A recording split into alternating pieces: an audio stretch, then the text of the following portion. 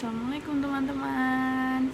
Apalagi dengan saya Siti Miftahul Jannah, Prodi PGSD Universitas Samudra Langsa, semester 6, unit 1. Di sini saya ingin memenuhi salah satu mata kuliah, yaitu pendidikan inklusi.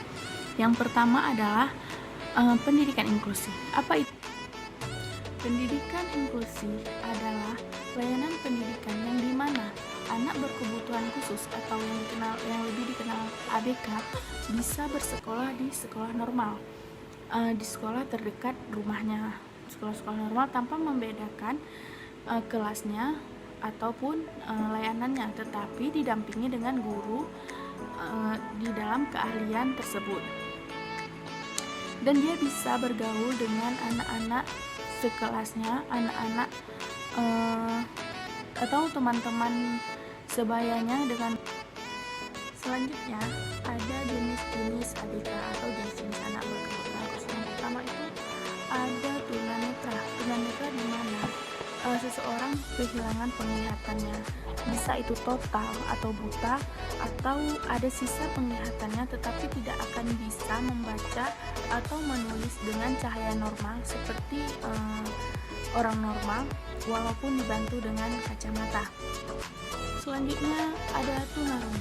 Tunarungu atau dikenal dengan tuli adalah seseorang yang kehilangan pendengarannya, yang dimana tidak dapat memproses informasi yang didapat sehingga tidak bisa berinteraksi atau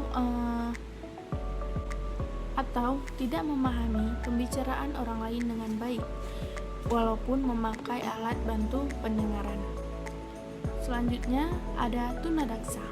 Nah, di sini tunadaksa disebutkan tunadaksa jika seseorang mengalami cacat tubuh, bisa itu dari lahir atau kecelakaan, yang pemikirannya seperti anak normal, cuman dia memiliki kelainan atau cacat pada fisik. Selanjutnya ada tunagrahita.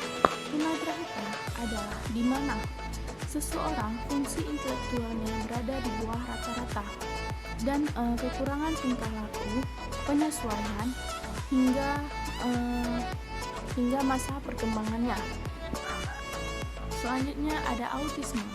Autisme adalah di mana seseorang memiliki gangguan pada saraf serta perkembangan pada bahasa, komunikasi, interaksi, bahkan tingkah laku. Selanjutnya ada anak berbakat.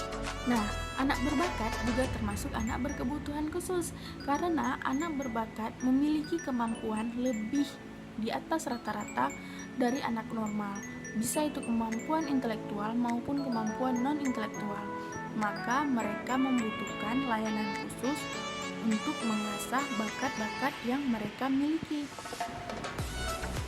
Selanjutnya, saya akan menceritakan sedikit pengalaman saya ketika saya mengunjungi SLB. Sebenarnya kami disuruh untuk mengunjungi salah satu sekolah inklusi yang ada di Kota Langsa.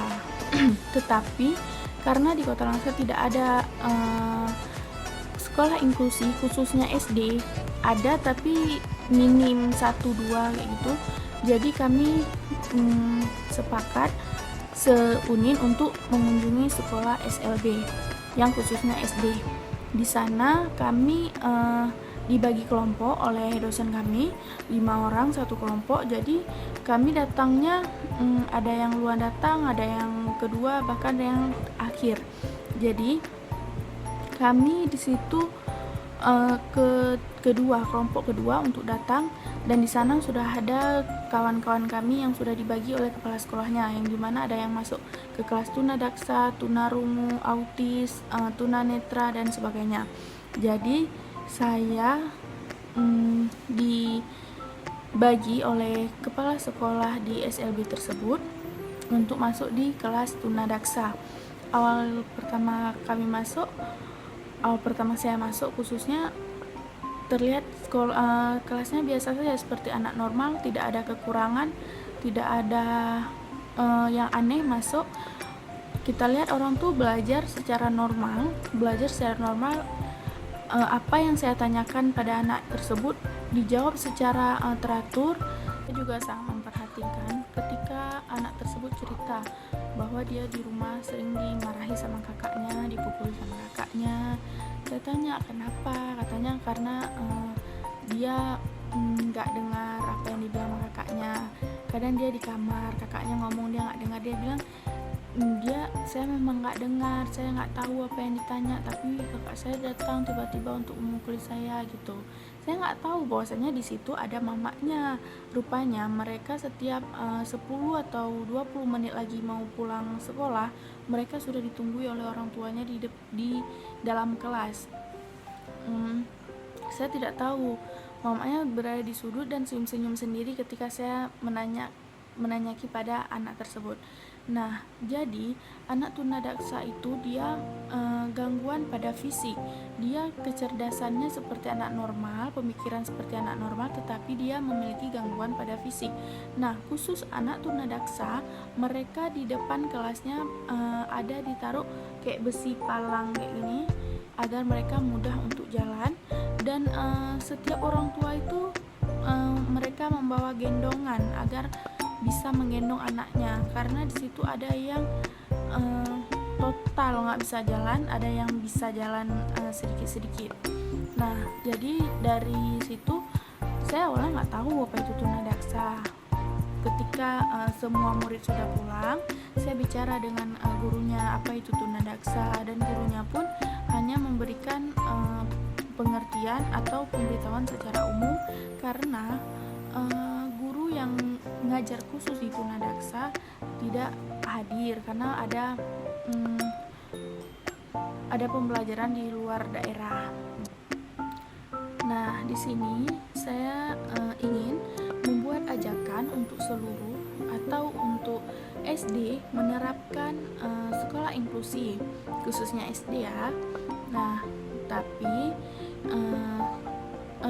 setiap pembelajaran itu didampingi oleh guru dalam keahliannya, serta mengajak anak-anak agar tidak ada pembulian dan bisa mereka bekerja sama, belajar bersama, serta bermain bersama tanpa ada pembedaan, tanpa ada kelas beda-beda. Dia satu kelas dan belajar secara normal dan nyaman. Dan penerimaan ABK dalam masyarakat. Nah, di sini saya himbau agar semua masyarakat di sekeliling kita agar tetap bisa bersama dan tetap mengayomi anak-anak yang berkebutuhan khusus, karena mereka sebenarnya sama seperti kita, hanya saja mereka memiliki kelainan pada fisik maupun kepada kemampuan mereka, tetapi mereka ingin bermain, ingin belajar seperti kita. Jadi dari situ saya himbau agar masyarakat bisa mengayomi dan bisa mengajak orang-orang di sekitar agar bisa menghargai, menghormati. Yang terakhir ada kesimpulan dari video kali ini adalah yang pertama itu bersyukur. Kita harus bersyukur dengan keadaan kita, dengan fisik yang sempurna, dengan kemampuan yang bisa dikatakan normal, sempurna, tidak di atas rata-rata walaupun tidak di bawah rata-rata. Jadi kita harus bersyukur, kita harus sering melihat ke bawah, jangan selalu melihat ke atas. Nah, dan kita tidak harus membedakan, dia ini, dia itu, enggak. Kita tidak boleh membedakan karena mereka sama seperti kita, hanya saja fisik mereka atau kemampuan mereka yang berbeda. Mereka juga ingin disayang, ingin berteman seperti kita sama teman-teman kita, dan mereka sebenarnya baik-baik kalau kita bicara baik. Terima kasih sudah menonton video saya. Jadi sekian dari penjelasan saya. Maaf jika ada kekurangan. Saya tutup. Assalamualaikum warahmatullahi wabarakatuh. Jangan lupa like, komen, dan subscribe.